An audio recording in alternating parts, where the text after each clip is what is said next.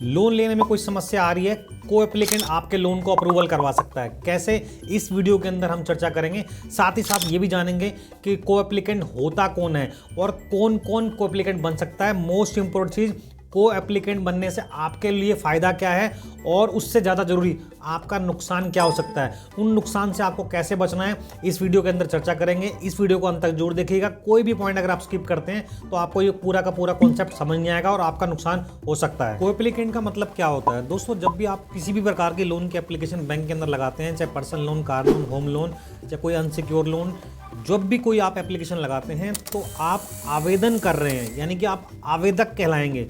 आप main loan के अंदर एप्लीकेंट हैं। तो दोस्तों, अगर आपके लोन के अंदर कोई व्यक्ति और ऐड ज्वाइन कर जाए, जुड़ जाए, यानी कि आपका लोन की जो गारंटी है कोई दूसरा व्यक्ति भी ले ले आपके साथ साथ, तो वो व्यक्ति को एप्लीकेंट कहलाता है, सह आवेदक कहलाता है। दोस्तों, ये को एप्लीकेंट का सीधा सीधा मतलब होता है। को एप्लीकेंट बनाने से आपको लोन का तत्काल अप्रूवल कैसे मिलेगा, इस बारे में भी मैं आगे चल के आपको इसका उत्तर प्रोवाइड कर रहा हूँ। पर उससे पहले ये भी समझते हैं कि को एप्लीकेंट कौन कौन बन सकता है, जिससे आपको थोड़ी सी क्लैरिटी आए कि जब भी आप किसी को एप्लीकेंट बनाएं तो वो कौन कौन व्यक्ति हो सकते हैं। दोस्तों, आपके जो पेरेंट्स हैं वो को एप्लीकेंट बन सकते हैं आपके लोन के अंदर। दूसरा, आपके जो बच्चे होते हैं वो भी आपके लोन के अंदर अप्रूवल दिलाने में आपकी मदद कर सकते हैं को एप्लीकेंट बनकर। दोस्तों, जो आपके जो भाई बहन होते हैं वो भी आपके लोन के अंदर अगर को एप्लीकेंट बनते हैं तो आपका लोन का अप्रूवल के चांसेस अधिक हैं। वो कैसे हैं, इस बारे में मैं आगे चल के आपको बताने वाला हूं। अब मुख्य प्रश्न की ओर चलते हैं कि लोन के अंदर को एप्लीकेंट बनने से आपका लोन का अप्रूवल कैसे आएगा।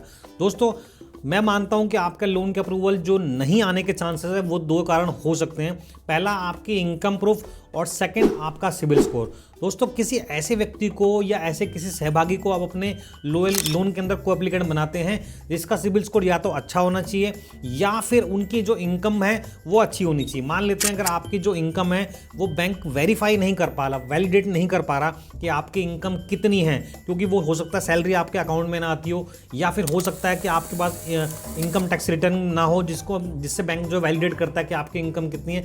तो आप किसी ऐसे व्यक्ति को लोन के अंदर को एप्लीकेंट बना सकते हैं, या तो उसकी इनकम जो है बैंक जज कर ले कि उसकी सैलरी कितनी है या फिर उसकी इनकम कितनी है, वाया आईटीआर चेक कर सके।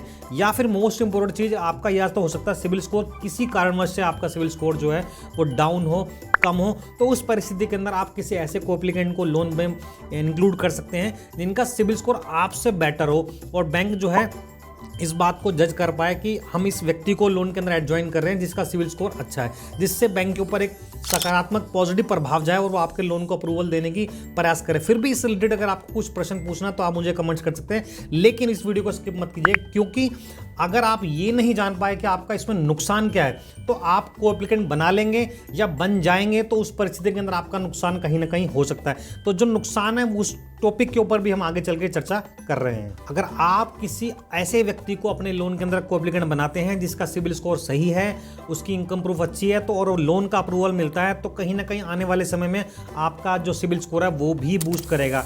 मुख्य प्रश्न, आपका जो नुकसान क्या हो सकता है। दोस्तों, अगर आप किसी के लोन के अंदर को एप्लीकेंट बनते हैं तो उसके अंदर नुकसान ये है कि अगर आप किसी व्यक्ति के साथ ऐड ज्वाइन हो गए उसके लोन के अंदर और वो व्यक्ति ने भविष्य में उसके लोन की ईएमआई को प्रॉपर टाइम से नहीं पे किया या वो डिफ़ॉल्ट करता है तो आपका सिबिल स्कोर तो गिरेगा ही गिरेगा, साथ में बैंक आपसे भी डिमांड कर सकता है उस लोन की।